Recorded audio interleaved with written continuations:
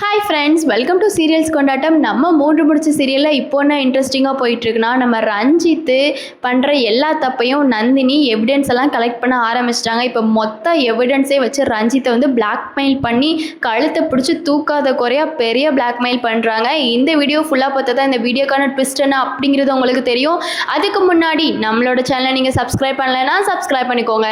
கிட்ட இருக்கிற பெல் ஐக்கானை டச் பண்ணி ஆள்னு கொடுத்தீங்கன்னா நாங்கள் போடுற எல்லா நோட்டிஃபிகேஷனும் உங்களுக்கு வந்துடும். வாங்க இப்போ நம்ம வீடியோக்குள்ளே போகலாம். நம்ம நந்தினி அசோகன் வந்து ரஞ்சித் குற்றவாளி அப்படிங்கிறத மறைக்கிறதுக்காக அசோகன் கிட்ட வந்து ரஞ்சித்து நிறையா பிளட்டை வந்து உருவிருப்பாங்க. அப்போ தான் வந்து அசோகன் நந்தினி கிட்ட விளையாட்டுத்தனமாக இது எல்லா விஷயத்தையும் வந்து சொல்லிடுறாங்க. நம்ம நந்தினி ஆல்ரெடி வந்து அந்த ஜுவல்லரி ஷாப்பில் ரஞ்சித் வந்து ஒருத்தவங்க கிட்ட பேசினதை எல்லாத்தையுமே வந்து ரெக்கார்ட் வச்சுருக்காங்க. இப்போ ஒரு எவிடன்ஸாக வந்து நந்தினி கலெக்ட் பண்ணணும் அப்படின்னு சொல்லிட்டு அசோகன் வந்து நந்தினி கிட்ட பேசியிருந்தாங்க இல்லையா. அதுக்கப்புறமா வந்து நந்தினி என்ன யோசிக்கிறாங்கன்னா, அசோகன் பேசுகிற இதையும் வந்து ரெக்கார்ட் போடணும் அப்படின்னு சொல்லிட்டு நந்தினி அசோகன் கிட்ட ஒரு நிமிஷம் இருங்க நான் வந்துடுறேன் அப்படின்னு சொல்லிட்டு ஃபோனை எடுத்துகிட்டு வராங்க. ஃபோனை எடுத்துகிட்டு இருக்கும்போது தான் நந்தினி யோசிக்கிறாங்க, இந்த எவிடன்ஸையும் கண்டிப்பாக நம்ம சேமித்து வைக்கணும். இந்த ரஞ்சித்தை கண்டிப்பாக எவிடன்ஸோட மட்டும்தான் நம்மளால் ப்ரூவ் பண்ண முடியும். சுரேகா அம்மாவோட கல்யாணத்தையும் இந்த எவிடன்ஸை வச்சு மட்டும்தான் நம்மளால் வந்து தடுக்க முடியும். ஸோ இதுதான் நல்ல சான்ஸு. ஒரு எவிடன்ஸையும் நம்ம விடவே கூடாது.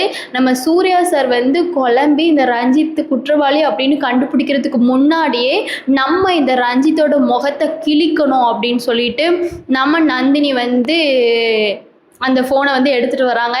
எடுத்துகிட்டு வந்ததுக்கப்புறமா நம்ம அசோகன் கிட்ட நந்தினி வந்து கேட்குறாங்க, அண்ணே இப்போ கொஞ்ச நேரத்துக்கு முன்னாடி சொல்லிட்டு இருந்தீங்களே என்னது பிளட்டு, அது எனக்கு ஒன்றுமே புரியல, எதுக்கு தேவையில்லாமல் ரஞ்சித் வந்து என்ன பிளட்டு, உங்களுக்கு என்ன பாசிட்டிவ், இதெல்லாம் வந்து நந்தினி திரும்பியும் அசோகன் கிட்ட போட்டு வாங்குறாங்க. உடனே தான் அசோகன் வந்து இப்படி அந்த மாதிரி ஜுவல்லரி ஷாப்பில் இருந்தேம்மா, இந்த ரஞ்சித் பாவி பையன் என்னை கூட்டிகிட்டு போயிட்டா, பிளட்டு வந்து அவனும் கொடுத்தா நானும் கொடுத்தேன் அப்படின்னு சொல்லிட்டு எல்லா வளப்பத்தையும் அசோகன் வாயிலிருந்தே வந்து நந்தினி வந்து பிடுங்கி எடுக்கிறாங்க. உடனே நந்தினி அதையும் வந்து ரெக்கார்ட் பண்ணிட்டாங்க.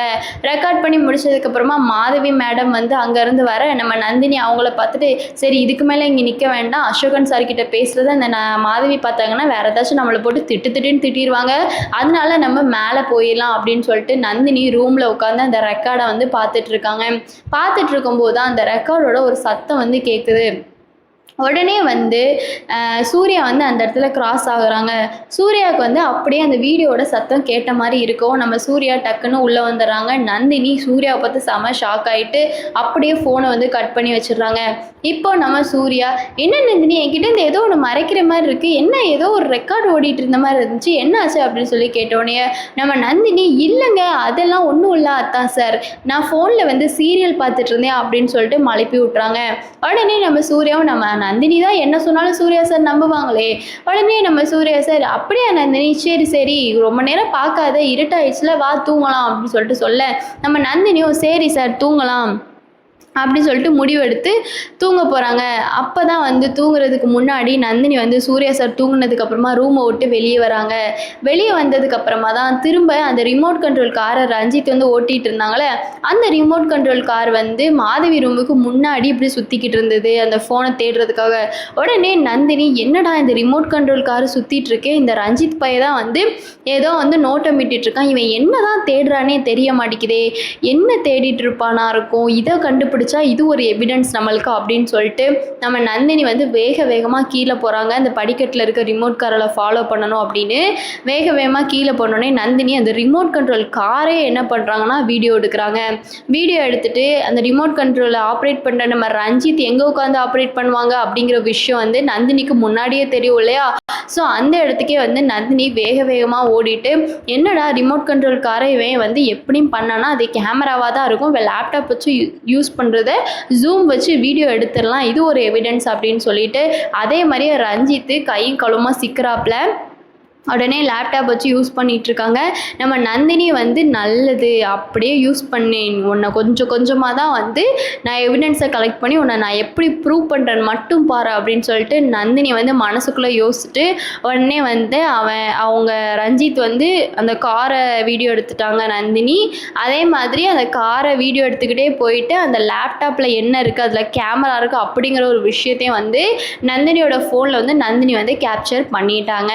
பண்ணதுக்கப்புறமா நந்தினி வந்து இதை எடுத்துகிட்டு போயிடுறாங்க. ஆனால் நந்தினிக்கு சூர்யா கிட்ட ப்ரூவ் பண்ண இந்த எவிடன்ஸ் மட்டும் பத்தாதுல. ஸோ நந்தினி வந்து பொறுத்து இருக்காங்க. அப்போ தான் நம்ம ரஞ்சித் ஒரு பக்கம் யோசிக்கிறாங்க, இந்த ரிமோட் கண்ட்ரோல் காரை வச்சு என்னதான் தேடினாலும் இந்த ஃபோன் வேறு கிடைக்கவே மாட்டேங்குது, இந்த ஃபோன் மட்டும் இந்த நந்தினி கையில் மாட்டுச்சு, அதுக்கப்புறம் ஃபுல் எவிடன்ஸையும் இந்த ஃபோன்லேருந்தே அவள் எடுத்துப்பா அப்படின்னு சொல்லிட்டு நம்ம ரஞ்சித் வந்து யோசிச்சுட்டு இருக்காங்க. ஆனால் அந்த ரிமோட் கண்ட்ரோல் காரை ஃபாலோ பண்ணிட்டு போனனால நம்ம நந்தினிக்கு அந்த ஃபோன் வந்து கிடச்சிருச்சு. உடனே நந்தினி அந்த காரை ஃபாலோ பண்ணிட்டு போயிருப்பாங்க, அந்த இடத்துல ஒரு ஃபோன் கிடக்கும். நந்தினி என்ன இங்கே ஒரு ஃபோன் கிடக்குது, ஆனால் அந்த கார் வந்து அந்த ஃபோனை கேப்சர் பண்ணாமல் அந்த ஃபோனுக்கு பின்னாடியே சுற்றி வருது. உடனே நம்ம நந்தினி வந்து என்ன இங்கே ஒரு ஃபோன் கிடைக்க, யாரோட ஃபோனாக இருக்கும் அப்படின்னு சொல்லிட்டு அந்த ஃபோனை கையில் எடுத்துகிட்டு ரூமுக்கு போயிடுறாங்க. ரூமுக்கு போயிட்டு ஃபோனில் என்ன இருக்கும் அப்படின்னு பார்க்கலான்னு நினைக்கும் போது சூர்யா சார் அங்கே தூங்கிட்டு இருக்கனால நந்தினி ரெஸ்ட் ரூமுக்குள்ளே அந்த ஃபோனை எடுத்துகிட்டு போகிறாங்க. எடுத்துகிட்டு போயிட்டு அந்த ஃபோனை ஆன் பண்ணணும்னு முயற்சி பண்ணுறாங்க. ஆனால் அந்த ஃபோனை அவங்களால ஆன் பண்ணவே முடியல. அப்போ தான் நந்தினி வந்து இந்த ஃபோனில் சார்ஜ் இல்லை போடல அப்படின்னு சொல்லிட்டு ஃபோனை சார்ஜ் போடுறாங்க. சார்ஜ் போட்டு ஒரு அரை மணி நேரம் கழித்து அதே மாதிரி ஃபோனை வந்து ஆன் பண்ணுறாங்க. ஆன் பண்ணதுக்கப்புறமா பாஸ்வேர்ட் கேட்குது. நந்தினிக்கு என்ன பண்ணுறதுன்னு தெரில, என்னடா பாஸ்வேர்ட் கேட்குது, யாரோட ஃபோனாக இருக்கும், ஒருவேளை இதை காலையில் சூர்யா சார்கிட்டே பேசாமல் கொடுத்துடலாமா அப்படின்னு சொல்லிட்டு நந்தினி யோசிச்சுட்டு, சரி நம்ம காலையில் சூர்யா சார்கிட்டே யாரோட தான் இருக்கும் அப்படின்னு சொல்லிட்டு கொடுத்துடலாம் அப்படின்னு சொல்லிட்டு நந்தினியும் வந்து அந்த ஃபோனை பற்றி நந்தினிக்கு வந்து ஒரு தாட்டே இல்லை ரஞ்சித் மேலே. இல்லைன்னா அந்த ஃபோனை சூர்யா சார்கிட்ட கொடுக்கவே மாட்டாங்க. அப்படின்னு இருக்கும்போது சூர்யா சார்கிட்ட கொடுத்துலாம் அப்படின்னு சொல்லிட்டு நந்தினி வந்து யோசிச்சிட்டே வந்து தூங்கிடுறாங்க. தூங்கிட்டு அடுத்த நாள் எந்திரிக்கும் போது ஃபோன் சார்ஜ் கிடக்கு. சூர்யாவே என்ன பண்ணுறாங்கன்னா நந்தினிக்கு முன்னாடி எந்திரிச்சிட்டு, நந்தினி இது யாரோட ஃபோனு அப்படின்னு சொல்லிட்டு கேட்க, நந்தினி தெரியல அத்தான் சார், நான் நைட்டு வந்து வெளியே போனேன்னா இந்த ஃபோன் கிடச்சிச்சு அப்படின்னு சொன்னோன்னே சூர்யா சார், நைட்டு எதுக்கு நந்தினி நீ வெளியே போனால், நம்ம 2 பேரும் ஒன்றா தானே தூங்கணும், நீ எதுக்காக வெளியே போன அப்படின்னு கேட்டோடனே நந்தினி வந்து மழுப்பி விட்றாங்க. ஏன்னா நந்தினி வெளியே போனது ரஞ்சித்தை வேகு பார்க்க தானே. ஸோ நந்தினி வந்து மழுப்பி விட்றாங்க. அதோட சூர்யா வந்து சூர்யா கிட்ட வந்து நந்தினி வந்து, இல்லை சார் அத்தா சார், இந்த மாதிரி வெளியே ஏதோ ஒரு பயங்கரமான சத்தம் கேட்டுச்சா, அதனால தான் யாருக்கோ ஏதோ ஒன்று ஆயிடுச்சோ அப்படின்னு சொல்லிட்டு பயந்துக்கிட்டு போய் பார்த்தேன் சூர்யா சார், மித்தபடி வேறு எதுவும் இல்லை அப்படின்னு சொல்லிடுறாங்க. உடனே சூர்யா சார், சரி இது யார் ஃபோனு அப்படின்னு சொல்லிட்டு கேட்டோன்னே, இல்லை சார் எனக்கே தெரியல, வெளியே கிடந்தது, நான் அதான் வந்து ஓப்பன் பண்ணி பார்த்தேன், சார்ஜ் இல்லைன்னு நினைக்கிறேன், ஓப்பன் ஆகலை, அதான் நான் சார்ஜ் போட்டு வச்சுருக்கேன் அப்படின்னு சொல்லிட்டு நந்தினி வந்து சொல்லிடுறாங்க. அதோட சூர்யாவும் சரி சார்ஜ் ஏரிச்சில் கூட ஓப்பன் பண்ணோம் அப்படின்னு சொல்லிட்டு ஓப்பன் பண்ணால் பாஸ்வேர்ட் கேட்குது. உடனே சூர்யா வந்து இதில் பாஸ்வேர்ட் கேட்குதே, சரி வை நந்தினி, நம்ம வீட்டில் இருக்க எல்லாருக்கிட்டே கேட்கலாம், வீட்டில் இருக்க யாரோட ஃபோனாக தான் இருக்கும், ஆனால் இந்த ஃபோனை நான் யார்ட்டையுமே பார்த்ததில்லையே அப்படி சொல்லிட்டு சூர்யா சார் சொல்கிறாங்க. அப்போ தான் நம்ம நந்தினிக்கு ஒரு சின்னதாக கெஸ் வருது, இந்த ஃபோனை யார்ட்டையுமே பார்த்ததில்லைன்னா இப்போ இது யாரோட ஃபோனாக இருக்கும் அப்படின்னு வந்து யோசிக்கிறாங்க. நம்ம சூர்யா சார் உங்களுக்கு பிடிச்சிச்சு அப்படின்னா சூர்யா சார் சூப்பர் அப்படின்னு சொல்லிட்டு கமெண்ட் பண்ணுங்கள். நந்தினியை பிடிச்சிச்சுன்னா நந்தினி சூப்பர் அப்படின்னு சொல்லிட்டு கண்டிப்பாக வந்து கமெண்ட்டை தட்டி விடுங்க.